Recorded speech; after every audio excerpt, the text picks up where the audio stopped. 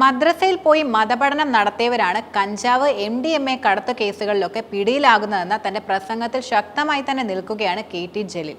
അദ്ദേഹത്തിന്റെ പ്രസ്താവനയ്ക്കെതിരെ മുസ്ലിം സംഘടനകൾ രംഗത്ത് വന്നെങ്കിലും അദ്ദേഹം തന്നെ നിലപാടിൽ മാറ്റമില്ലാതെ തന്നെ ശക്തനായി നിലനിൽക്കുകയാണ്.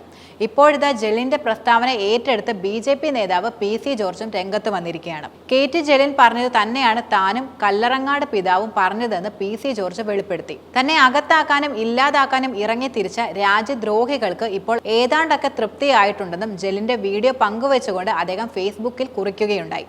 നിങ്ങൾ ഇരിക്കാൻ പറഞ്ഞാൽ മുട്ടിലും കുനിഞ്ഞും നിൽക്കുന്ന രാഷ്ട്രീയക്കാരെ മാത്രമേ നിങ്ങളൊക്കെ ശരിക്കും കണ്ടിട്ടുള്ളൂ. ആരെങ്കിലും നിങ്ങൾക്കെതിരെ നിന്നാൽ അവരെ സംഘടിതമായി ഭീഷണിപ്പെടുത്തുകയും അതുപോലെ തീർത്തു കളയുന്ന സ്ഥിരം പരിപാടികളൊന്നും എൻ്റെ അടുത്ത് ഒരിക്കലും നടക്കില്ല. ഞാൻ തൊടുത്തുവിടുന്ന ശരങ്ങൾ 100,000-ആയും 100,000-ആയും തൊടുക്കാൻ കൊല്ലുന്ന ഭാരതീയ ജനതാ പാർട്ടിയും സത്യങ്ങൾ മനസ്സിലാക്കി പ്രതികരിച്ചു തുടങ്ങിയ ഒരു ജനതയും ഇന്ന് കേരളത്തിൽ നിലനിൽക്കുന്നുണ്ട് എന്നത് ഒരു യാഥാർത്ഥ്യമാണ്. എനിക്കും കല്ലറങ്ങാട്ട് പിതാവിനുമെതിരെ കേസെടുക്കാൻ ഓടി നടന്ന VD Satheesan, SDPI, Muslim league, youth Congress, welfare party, PDP തുടങ്ങിയ എല്ലാ പാമ്പും പഴുതാരകളെയും ഞാൻ ഇപ്പോൾ വെല്ലുവിളിക്കുകയാണ്. KT ജലീലിനെതിരെ ഒരു സമാന പരാതി കൊടുക്കുവാനുള്ള ധൈര്യം നിങ്ങൾക്കുണ്ടോ? സ്വർണ്ണക്കടത്ത് ഒരു ജില്ലയിൽ മാത്രമാണ് കൂടുതലെന്ന് പറഞ്ഞ മുഖ്യമന്ത്രിയെ നിങ്ങളൊന്ന് തൊട്ടു നോക്കും. ലവ് ജിഹാദ് ഉണ്ടെന്ന് 1.5 പതിറ്റാണ്ട് മുമ്പ് പറഞ്ഞ VS ഇപ്പോൾ ജീവിച്ചിരിപ്പുണ്ട്. അതിനൊക്കെ എതിരെ കേസ് കൊടുക്കും. കേരളത്തിലെ ജയിലുകൾ മതിയാവാതെ വരും നിങ്ങൾക്കെന്നാണ് PC ജോർജ് തന്റെ ഫേസ്ബുക്ക് കുറിപ്പിൽ പറയുന്നത്.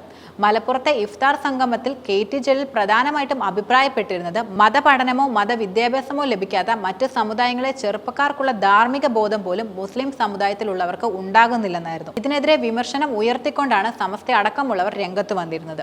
ഇതിനെ തുടർന്ന് താൻ നിലപാടിൽ ശക്തമായി തന്നെ നിൽക്കുന്നതായി ആവർത്തിച്ച് അദ്ദേഹം പറയുകയും ചെയ്തു. പറഞ്ഞതിൽ ശക്തമായി തന്നെ നിൽക്കുകയാണ്. ഓരോരുത്തരും അവനവനിലേക്കും കുടുംബത്തിലേക്കും സമുദായത്തിലേക്കും നോക്കണമെന്നും പിശകുകൾ തിരുത്തണമെന്നും KT ജലീൽ ഫേസ്ബുക്ക് കുറിപ്പിൽ പറയുകയുണ്ടായി.